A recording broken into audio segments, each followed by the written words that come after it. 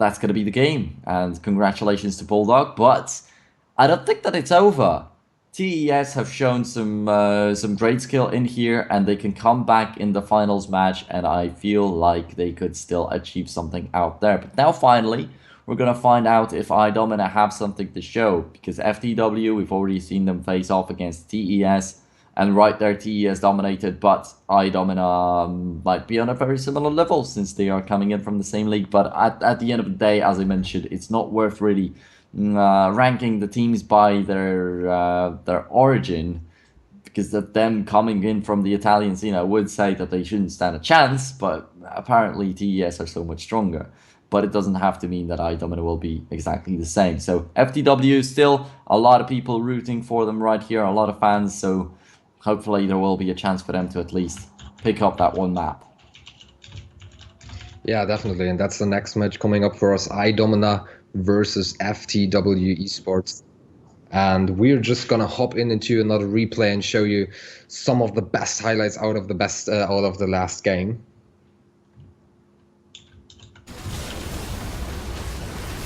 So we've got one big, huge team fight in here, and one of the last ones, unfortunately, for TES in here. And Counter was just having such a good position, but I feel like he was still standing in a choke point, so there was a chance definitely to cut him off.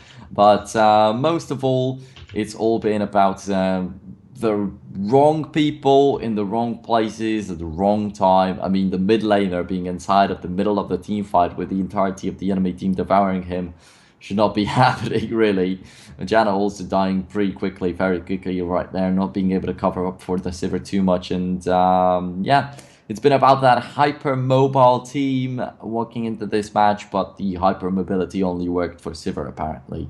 I did not see any great plays with that Karma boosting up her teammates, with the On the Hunt going off. They were not able to catch out like singular targets, so TES definitely could have used their comp a little bit better. And as I said, like halfway through the game, maybe when TES are not doing so well, they feel a little bit lost. They are confused under the pressure. Yeah, definitely. But they were so close to just making it work here, because in the end, that Sivir looked pretty good indeed. But I also think if they just went for a slightly different type of team composition here, they might have been able to grab the victory. So probably thinking about the next game coming up and then the game afterwards, we might see Bulldog Esports going up against TES Gaming once more. And it also remains as a question if TES Gaming, if they were just trying something out because they just knew it was that winner match going on and they had that one shot that they just could take. But before we will get to see our next game, iDomina versus FTW Esports, we're just going to take a little break. So all you guys at home, you can grab some refreshments or make yourself fresh again. And yeah, then we're just going to meet up again here in 10 minutes and see you soon.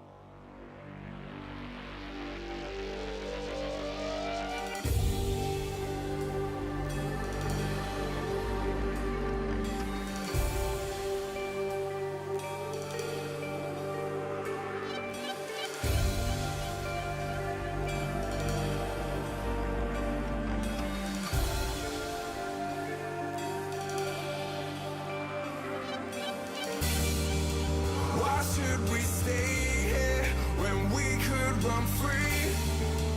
Who would we be if you weren't with me?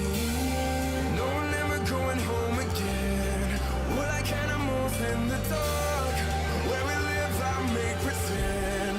Let's get lost forever.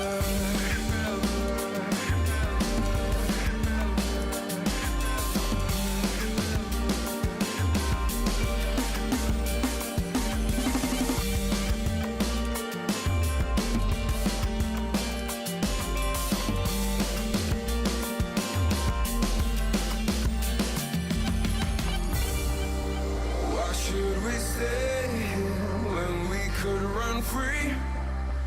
Who would we be if you weren't with me? No, I'm never going home again. We're like animals in the dark.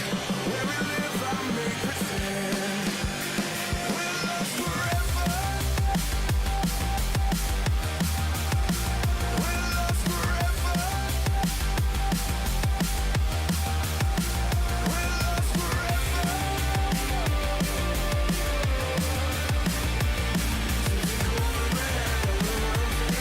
We're like animals in the dark.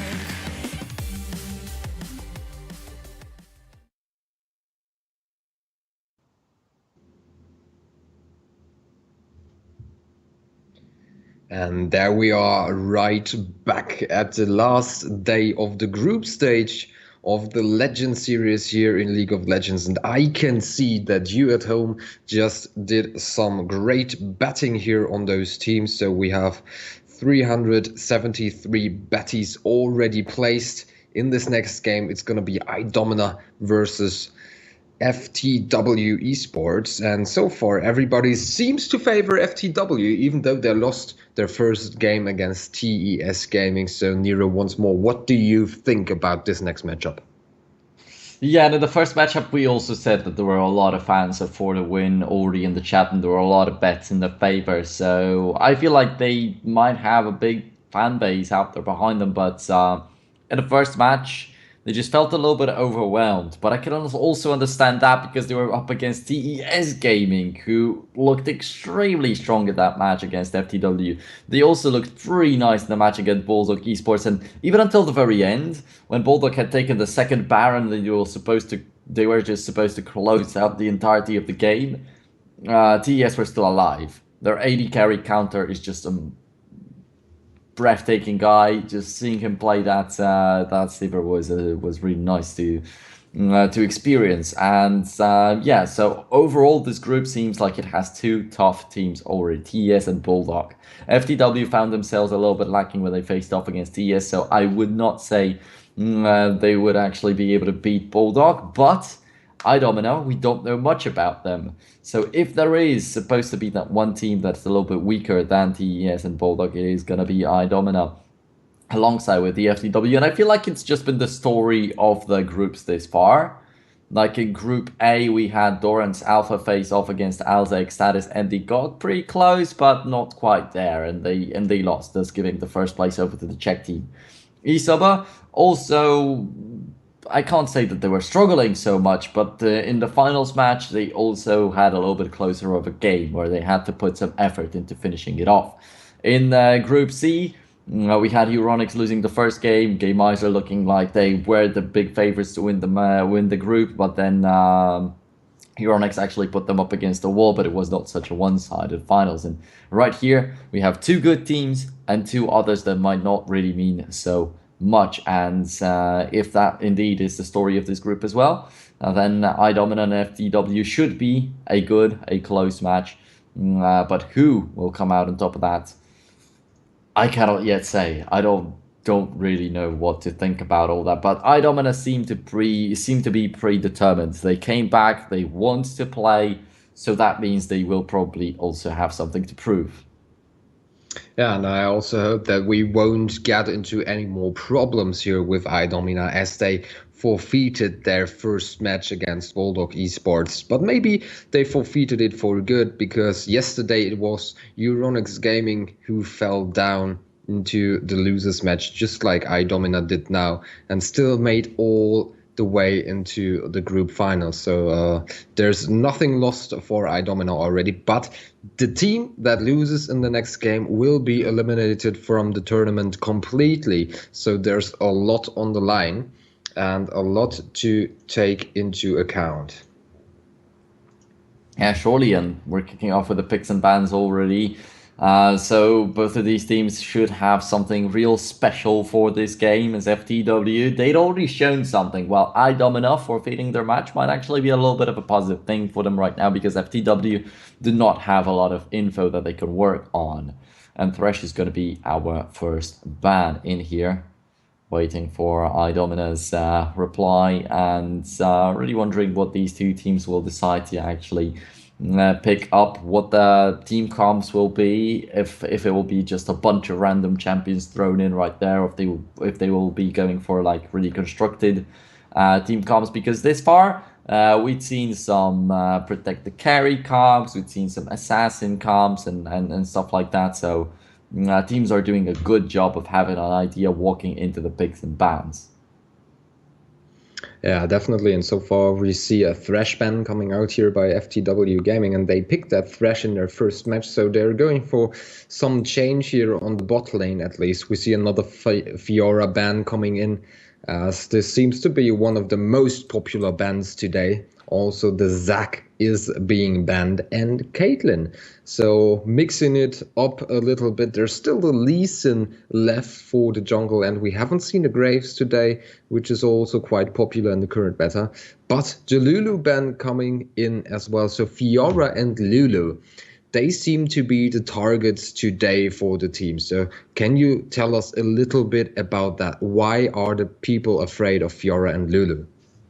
Well, Fiora, an amazing skirmisher, and yesterday we could see a couple of situations where the Fiora got going, but once it wasn't actually enough. The Fiora wasn't enough to carry the entire game, but when you're able to eliminate your singular targets, when you're able to launch off that grand challenge, it seems like you have actually a second life on extremely powerful of a champion, can be a little fragile, but most importantly delivers a tons of damage. While Lulu, of course, you probably remember that amazing combo of the Varus and Lulu that we had this far. Overall, she just seems to enhance the abilities of every character out there, and it's especially dangerous on the champions that just deal a lot of damage and are kind of like more physical. So if there was a Lulu and Fiora combination, that would be just out of its mind. Also, it works well with the tanks, because when you engage, it can provide you with another knock-up and additional HP to survive in that team fight. So overall, she just gives you a wide range of possibilities. Yeah, definitely. And we see another interesting pick here for the AD carry. So FTW, they decide to go for a Kog'Maw. So what do you think might be targeted by that? Oh yeah, that's really interesting overall to see as we have a Kog'Maw alongside with a Nami towards the bottom lane that he's gonna be for sure. Then we have a Nunu picked by iDomina at the same time as Karma and Gragas, so I believe that's gonna be Karma in the middle lane again, Gragas possibly in the jungle, and Nunu in the support area, but there is also a possibility for that Gragas to go top lane and Nunu to go the jungle, and then Karma be the support. So actually, iDomina can come up with a lot of great ideas. Well, Kog'Maw, it's hard to stay safe as this champion. So I kind of feel where FTW is going, and they might become a very good hyper carry. But the question is, do they have what it takes to protect him? Because it's not like the Sivir in the previous game where Counter could stay alive all by himself, and at the same time he had a lot of protection. Here, Kog'Maw, without this protection, he's going to be completely useless. He's going to be devoured. And especially with the Gragas picked already, with the Nunu out there, there's going to be a ton of slows. There's going to be a lot of misplacements, so Gragas can just throw the Kog'Maw straight into his own team, and the AD carry might be very much the main focus of iDomina in here. Yeah, that's definitely something to look out for. And iDomina, on the other hand, they are going for a Twitch, which seems to be a pretty solid pick here. And another thing that adds danger against that Kog'Maw, if that Twitch coming out of that invisibility and just surprising Kog'Maw and not being able to get away here. Yeah, so that's the thing. Finally, we do get to see these very interesting team comps that the teams are actually coming up with for themselves. It's something that they definitely have prepared, that Nunu, Twitch, Gragas, Karma, all of these champions are not so usual. Well, of course, thinking that the Karma is going to be in the middle lane. Wow. Okay, that's a lot of a mess that we see on iDomina's side right now. All these champions can just show up in many different lanes, with the Cassiopeia only probably being the mid laner right here. So it is a Nunu jungle, Gragas top, or the other way around, and then Karma with Twitch on the bottom lane and Cassiopeia in the middle. Alright, I like it. I love it. It makes us wonder a lot about it, and maybe FTW will not be able to figure it out. And at the same time, you've got so many tools to just get rid of that Kog'Maw. And it all will go down to if Renekton, Orianna, Ivern do well. Because if some of these champions will be actually good enough for Renekton to keep enemies away from Kog'Maw, Orianna to shield him, Ivern to shield him and just stand beside him all the time, then everything's going to be perfectly fine. But if FTW will not be doing the team play part well, they're done for. Just like that. Yeah, so that's something to watch out for. On the other hand, I've been reading a little bit of the Twitch chat, and people were wanting Saki to go for that Orianna in the mid. So he's following that up by really picking Orianna, and I'm quite excited to see how this is going to work out for them. As Saki in the first game, he was playing a Kassadin, if I remember that correctly, and yeah, it wasn't too impressive. It didn't really stand out, so I can't say anything good or bad about it. But let's see how this Orianna is gonna work for him. And we're jumping into the game. iDomina from Italy are on the blue side here and will get ready. On the other hand, FTW, they will play the red side. And of course, this is a team from Portugal. So everybody, let's raise your dongers, get ready. This is about to be an exciting game. Yeah, surely. And FTW, definitely a lot of people counting on them right now with their fingers crossed. And on the other side, iDomina, without us seeing them this far, with an amazingly interesting team comp out of this earth. And FTW, right off the bat, they got spotted out by iDomina. It's not like they had such a very smart idea of putting that ward on the enemy's red buff. They were also seen while crossing that line. But actually, nothing was done by iDomina. And yeah, it's still going to be known where Nunu starts and when and where he's going to be. Or actually rotates over to the blue buff. So that ward might disappear before he gets to the red back again. That's a possibility to outplay FTW a tiny bit with these wards. So you get to see a reaction, actually, with iDomina. Knowing what's happening around the red buff, they decide to do something different. And that's something that I like, because some of the teams just would not do that this far in the tournament.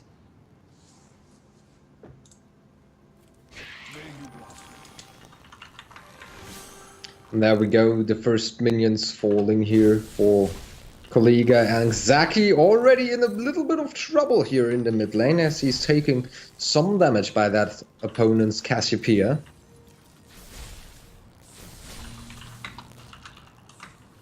On the other hand, so far it all seems to be a little bit less stressy in the other lanes, as Gragas and Renekton are gonna fight it out on the top lane here.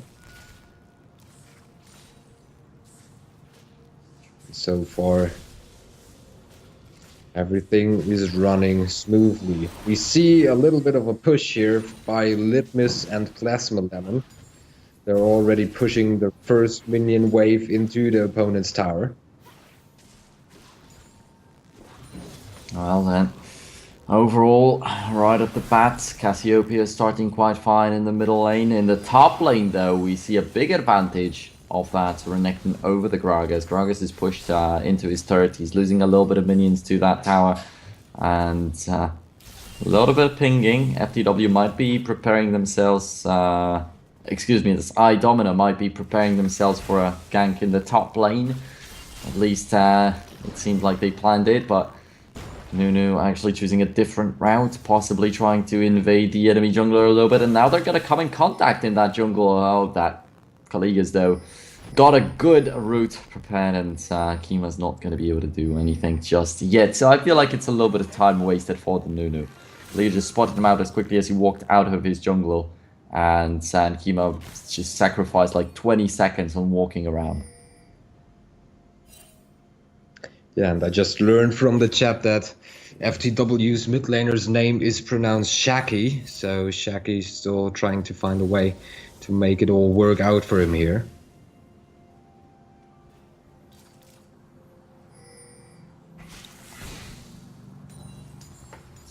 Okay. Then for now, once again, not much happening in the very early stages of that game, but we did see what fruit it has borne us in the previous one. Right there, Bulldog versus TES. It indeed has grown to be a very, very interesting game. Right here, the root hits, but there's no additional damage on Gabbo. What a flash right here to guarantee the first blood for FTW. A little bit unexpected it might have been for the Gragas, and not only him. Amazing of a ruthless strike, and there we go, 1-0. And just like that, the farm advantage that he had already in the top lane is now going to be even deeper. Falls back, buys up a Tiamat. He's going to dominate that lane with only another Doran's ring available for the Gragas in the top lane. And both of them are not going to use up their teleports, so there's still a little bit of an opening right there. A lot of stuff can happen with the use of them. And in the bottom lane, actually, that's where the big advantage forms up for FTW. So I was talking about how Gragas was struggling underneath his own turret. Just take a look at how Twitch right now doesn't really exactly know what to do right there. 20 CS difference with Twitch not leaving the lane. He's actually there all the time. So why can't he do anything? Yeah, and that began from the very first moment as FTW, they were pushing from the start. And just look at the HP of Karma here. She has to stand behind the tower. There we see a nice flash of Shaki, but not quite able to reach the enemy's Cassiopeia here. Litmus and Plasma Lemon, they still have to be careful, but the bush is still warded in the river, so no ganks incoming from now, at least no invisible ganks, but that ward has fallen. So right now they have to stay on their toes and be careful, but just look at it. Another engage might be possible and another ward coming in here. So at least for now, they're staying safe on that bot lane. The bubble hits, and once again, just a little bit of harass on that Twitch so that he cannot feel comfortable at all in the lane. And he's not going to be able to heal up. After all, he's got no potions left out there anymore. And I feel like he's a little bit lucky that he's got that Doran's shield out there, because If that Kog'Maw had played it a little bit more aggressively, if Sadie was with Doran's sword out there, he would be dead by now. Gabo survives this time in the top lane as there is no flash available for his foe. And exactly that's what's happening right now. We see a little gank here by the jungler from iDomina, but still, Plasma Lemon and Litmus, they don't even care about it. They're still able to survive and just to get their opponents off themselves again, just because they can't be so confident in the engage here due to the low HP they're on and just holding the enemy minions under their own tower. That's just such a good job, at least for now, what's FTW doing here on the bot lane. I just love to watch that. So yeah, the bot lane is completely smashed. After that one kill, it's not yet over in the top lane, but still I feel like it's already a big advantage.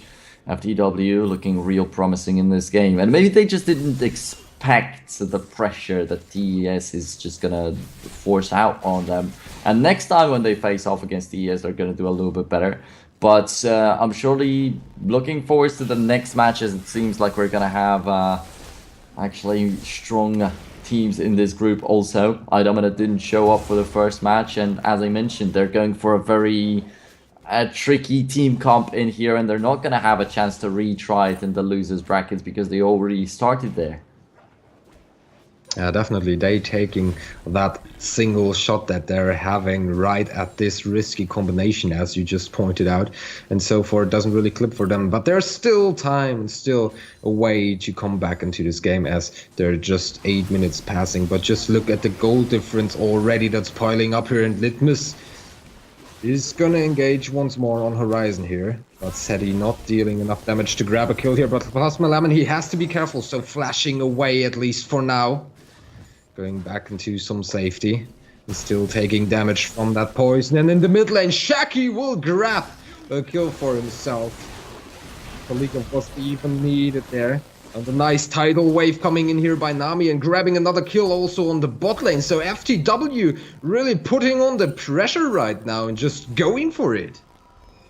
Quite aggressive flash right there, but here we are, and that's a 3-0 already in favor of FTW, and they're still looking for some aggressiveness. It's not like they're gonna stop. They are preparing a bloodbath for iDomina. They know what they're here for. The Daisy's gonna tank up a lot of that turret damage after all, and falls back to guarantee even more tankiness as they take that first tower. And as you said, just take a look at the gold advantage already. It's still 0-0 in structures, and it already is 3,000, more than 3,000 gold advantage in favor of FTW. Now they're simultaneously taking the turrets at the top and the bottom, and still Twitch is not even able to approach anybody out there, not even to talk about the creeps, and an aggressive flag from Litmus in the bottom lane to try and catch up with Horizon, find himself another kill.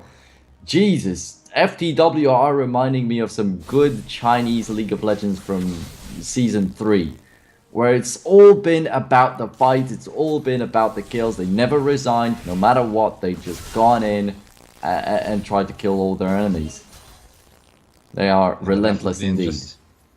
So much action going on right near here that it even twisted your tongue. But now Shaki has to be careful. He's slowed down, and is this gonna be a kill on him? For now he's rooted, but his team is out there to help, and now he turns it around and he's going for a little change, so Horizon has to be careful. But Vaniel coming in as well, and there's a teleport from the top lane, and finally Shaki dies, so maybe a bit too confident in his approach here. Yeah, and you can always just take some collateral damage when you're going in so aggressively like that. And finally, iDomina are fighting one kill, but it's not like it piled up too much on FTW just yet. It's not like there are some huge shutdown bonuses for getting these kills. These are regular kills, and right now, when FTW finds some more for themselves, the proportions are just gonna be way too off. Oh, actually the tidal wave tossed out by Plasma Lemon. Once again, maybe a little bit overzealous in here. Maybe a little bit too greedy. The ult already fired up by Renekton, who didn't manage to jump over the wall right there. So I feel like he was a little bit behind in this team fight. Kima wanted to go for a big ultimate in the middle of a choke point, but the enemies just don't care about that at all. And Yeah, but look at FTW that break Gragas through. barrel, shutting it all down, keeping 3 people in check here, so the chase abruptly finding an end. But they're going for the mid lane tower now, so the outer turret is probably gonna fall. There's not much to do for iDomina here. They're even making their way to that inner turret. Well then, 6,000 gold difference. They are indeed just touching on that inner turret, but already showing that they will be ready for it quickly enough. And the first Drake of this game is going to be an Ocean Drake. In the previous games, we'd already pointed out how it was a little bit unlucky that one Dragon Steel by counter. It was the only Infernal Drake that's shown up over the entire game, actually. And if it is going to be, once again, just 3 Oceans, it's gotta be a little bit of a shame for FTW picking up such a big lead and not really being able to follow it up with some mountains, with some Infernals, just amplifying their damage in the team fights on towards the turrets or possibly towards the Baron. Right now, definitely Rift Herald's already on their sides. They will be trying to just ward up around that area, and they already have 2 control wards around the top lane, a couple of side wards already near the middle lane, just cutting off all the entrances for iDomina.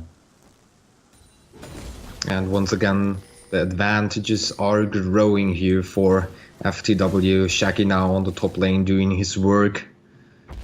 Just getting some more creeps for himself. A little trap being set up here by iDomina's Cassiopeia, but not really working out.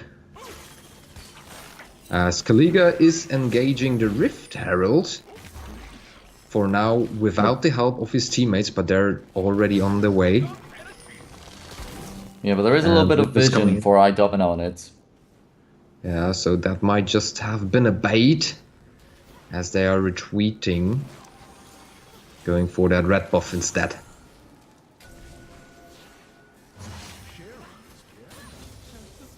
So now clearing out a lot of vision, though. Will they take care of that? So one little ward that's waiting inside of the Baron pit, actually, because they still don't see it.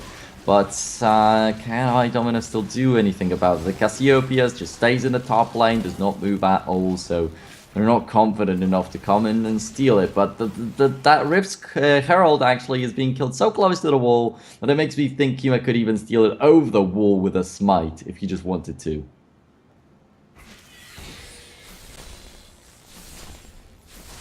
And finally, the Rift Herald falling in favor of the blue team, which in this case is FTW. And we see another little skirmish here on the bot lane as Gabo and his opponent Jonah fight it out. For now, the game is slowing down a little bit. We had that push early on from FTW where they were really bringing on the action, really bringing on the push. For now, they're just trying to find themselves, get into another rhythm, find the right angle to start another attack. And then I am pretty sure that they will roll in once more here. And iDomina themselves, they have to get ready for that. Maybe destroy some wards, set up some vision for themselves. That is what they have to focus on right now. Kimo wants to do it, but he's got to be careful not to be caught while doing that, because it's kind of stopped on these 4 kills in favor of FTW. They were able to find all the outer turrets. Now they got the Rift Herald, though, in their pocket, so that's probably going to be the next pushing point. When they use the Rift Herald, they're going to probably find another turret for themselves. It's going to keep up the pace, it's going to keep up the tempo, and yeah, what about the Drake? Is it going to be any kind of importance? It's an Ocean Drake. Right now, iDomina are trying to maintain the vision around this part of the river, but I don't think it's going to be so useful. Maybe that vision could help in just surprising the top laner of FTW as he's pushing down the bottom lane. But I don't think and the Rift Herald is summoned in the mid lane, taking on the inner turret right now. For now, it's not falling. Nunes there to save the day, but Kaliga and his teammates are still pushing onto that tower. Tidal wave coming in now, but not being used to engage.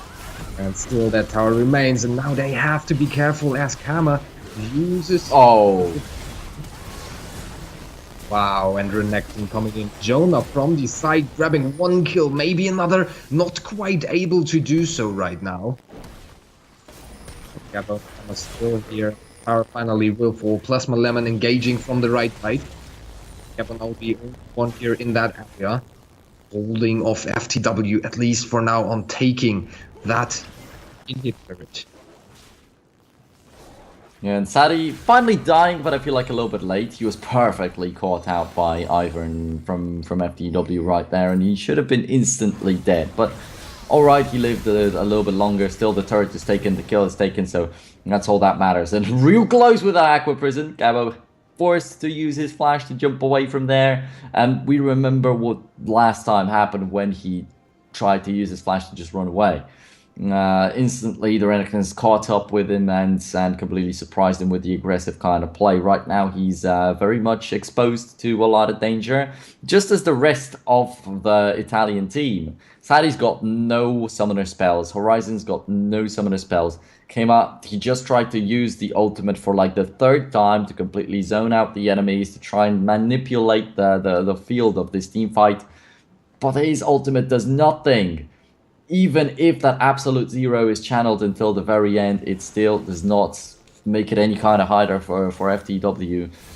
So that will also be in some pretty deep trouble. And only Cassiopeia has these summoner spells, but I don't really think that these are going to give him much. Yeah, definitely not. The gold lead is now growing to up to 7,000 already in the 17th minute here. And we have 4 towers already down in favor of FTW. So the pressure is mounting with every minute that we go further into this game. And still, I feel like iDomina, they have to find something spectacular. They have to go look for maybe setting up a trap, maybe grabbing 2 or 3 of FTW's team members right off guard. But it is easier said than done. So iDomina, they're still looking for the right way to approach this game. Oh man, hard to say if there is even a big possibility of a turnaround. Some good Cassiopeia's ults could definitely do it, but as I already mentioned, the Nunu's ults don't matter at all. Twitch gets caught out too often. Kog'Maw completely outscales him at the moment. He's way further ahead of him. He's got the Berserker's Greaves already, he's got the Brawler's Glove, he's got the Dagger already preparing himself for the other ultimates, while iDomina's AD carry is still struggling to even finish off the boots right there. Possibly the Gragas. If they manage to combine the Cassiopeia with the Gragas in one of the team fights, get a good stun, just pick off the priority targets, might be a possibility. But I still don't think it will work, simply because of the fact that the Renekton is 50 CS ahead. He's got 3-0-0. He's got a Black Cleaver out there. Tons of damage already flowing in. Plus he's tanky. He's going to be a beast himself. It's not going to be possible to kill him, so they have to focus on ruling out either the Orianna or the Kog'Maw. But as I mentioned, it isn't going to give them a victorious team fight, because all the rest of FTW's team will have more than enough to still finish them off. And Shaki really using his skill set nicely there in that little skirmish, going up all alone against the enemy team. But for now, FTW, they're sticking together on their way to the mid lane. Now Shaki and Jonah showing off a little bit here for their fans, maybe in the Twitch chat. But meanwhile, another Dragon falls in favor of FTW.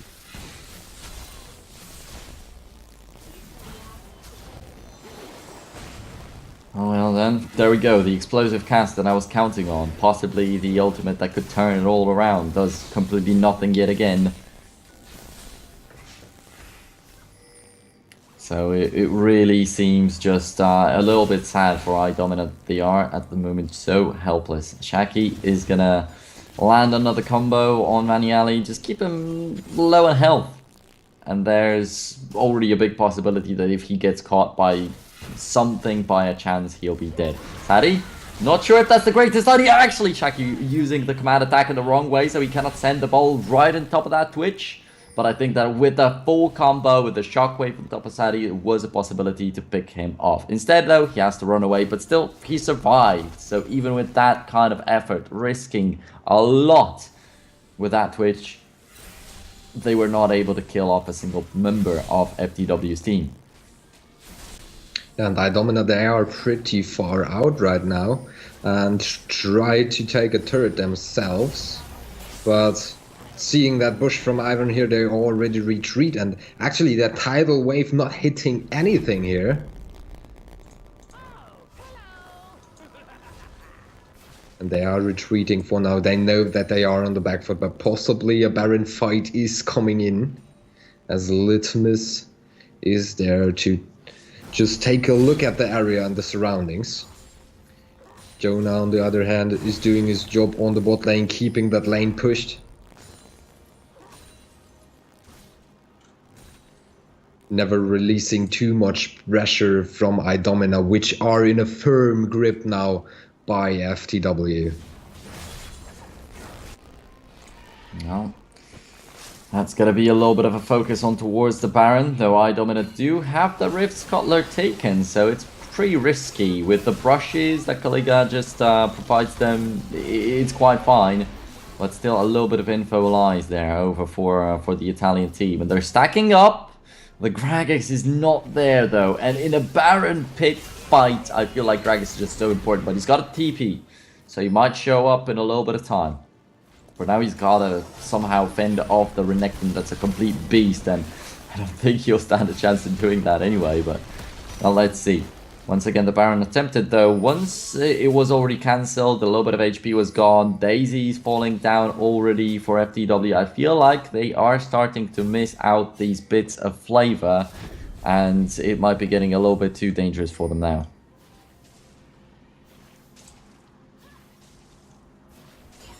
Yeah, Baron completely untouched yet again. And Karma and Horizon just zoning their opponents out. Nobody wants to engage here.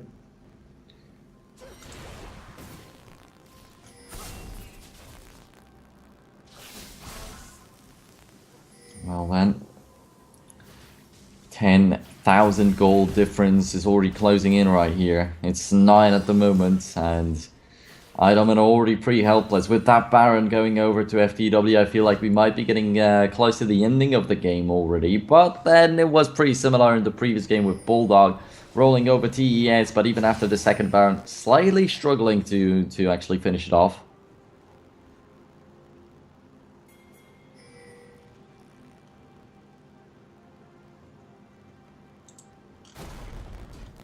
Litmus and Kaliga now strolling around here. Jonah, on the other hand, granting that blue buff to his teammate. So Shaku once again with a little advantage here.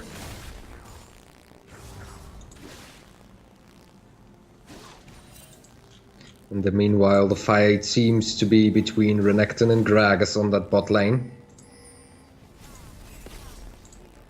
But as you mentioned earlier, that Gragas doesn't really stand a chance against this kind of Renekton.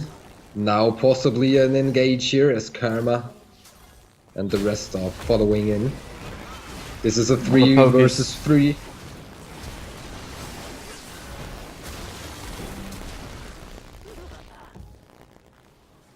But so far not much happening, and that tidal wave actually wasn't that bad. Keeping everybody in position, and Gabo holding up pretty well against Jonah here.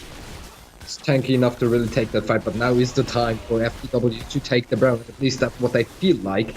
But is it really gonna work for them? As I don't know, they are closing. Right. Take the fight. And so the Baron will fall for our Portuguese team. Yep, the Baron is down. iDomina just trying to do something out there, but very much struggling as one combo from the Orianna once again on towards Vaniali, and he's pretty much out of the fight. A little bit of poke from Kog'Maw forces out another flash out there from Kema. Sadi had to use it, Horizon had to use it. without these resources, without the tons of HP that they really need to put up a fight against FTW, there was no chance they could contest the Baron. Now with the Baron down right now, it's only a matter of time before FTW start taking care of the inhibitors. And these inhibitors are quite sure to fall pretty quickly. After all, it is a Kog'Maw. The Kog'Maw was not put in danger even once in this game. He's only got 2 assists, but it's not about the kills. Now, finally, a good explosive cast, but there's nobody to follow it up. No additional CC, so Litmus didn't even get scratched. Getting additional shields also from the rest of the team. There we go, he's full HP yet again. Now a flash body slam, but once again, no CC to follow it up. He's not going to be actually escaped like that. A double kill goes the way of the Orianna. Shaki, of course, he's doing very well the entirety of the game this far. And the game, just like this, is about to be closed out. Even the redemption added out there to just keep their HP capped out. I have no idea why Nunu's running around the middle lane. He's not even interfering with that push going on, because of course they're going to take care of the Nexus turrets. And there is the rampage for, in my opinion, the hidden MVP of this game. That Renekton always putting up the pressure out there, just split pushing, keeping the Gragas away. So he limited the opportunities for the enemy team to do something to the important targets on his team. And out-farming the enemy like that is actually something that's not so easy. Plus, he never really died. He got 4 kills for himself alone, and that's going to be the victory for them. So FTW